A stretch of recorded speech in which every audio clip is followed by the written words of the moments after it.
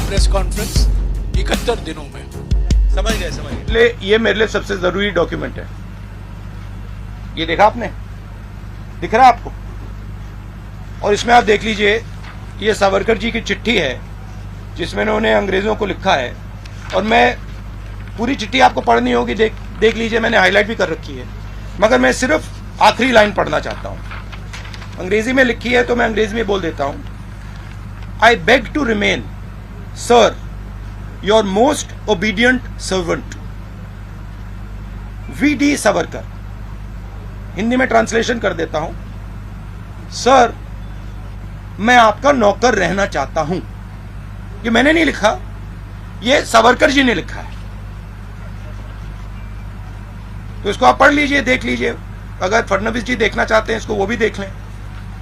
तो मैं तो इसमें बहुत क्लियर हूं, सावरकर जी ने अंग्रेजों की मदद की थी। ये मेरी राय है कि जब सावरकर जी ने ये चिट्ठी साइन की, गांधी जी, नेहरू जी, पटेल जी, ये सब सालों जेल में रहे, कोई चिट्ठी साइन नहीं की।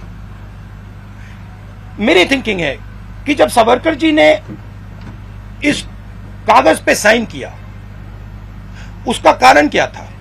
उसका कारण डर था। अगर वो डरते नहीं, वो इसको कभी नहीं साइन करते। और इस सिग्नेचर में धोखा था।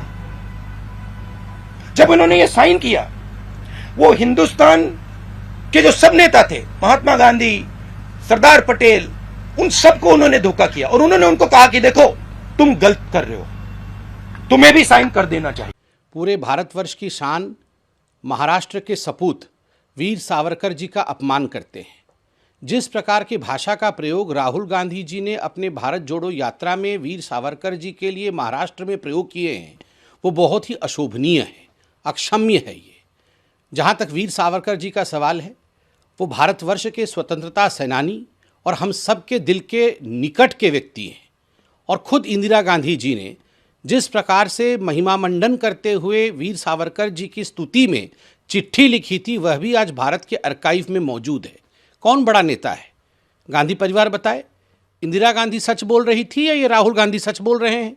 इंदिरा गांधी जी ने कहा वीर सावरकर एक सपूत थे हिंदुस्तान के, एक बहुत बड़े योद्धा थे जिन्होंने अंग्रेजों के खिलाफ युद्ध लड़ा।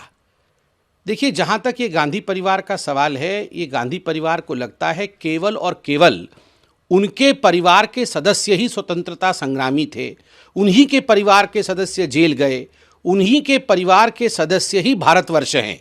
उनके परिवार से बाहर भारतवर्ष का कोई अर्थ नहीं है। और तभी आप देखिए, सुभाष चंद्र बोस जी हो या फिर सरदार वल्लभ भाई पटेल हो, रह रहकर इस परिवार ने महान विभूतियों का जिस प्रकार से अपमान किया है, उनका तिरस्कार किया है, आज नतीजा है कि कांग्रेस साफ हो रही है।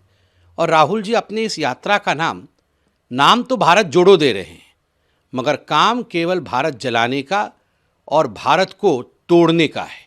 आज भी देखिए, भारत के मानचित्र पर जिस प्रकार से धू धू करके आग लगाया गया है कांग्रेस पार्टी द्वारा, क्या ये भारत की परिकल्पना इनकी यही है कि भारत के मानचित्र पे आग लगाना? बार बार राहुल गांधी कहते रहे हैं, पहले भी कहते रहे हैं कि आग लगेगा, आग लगेगा। तो ये मानसिकता भारत जोड़ो वाले नहीं है, ये मानसिकता भारत तोड़ो वाले हैं। और जिस प्रकार के अशोभनीय भाषा का प्रयोग राहुल गांधी जी ने वीर सावरकर के लिए किया है, प्रत्येक भारतवर्षी जो है वो क्षुब्ध है, प्रत्येक महाराष्ट्र का निवासी क्षुब्ध है। राहुल गांधी को क्षमा याचना करनी।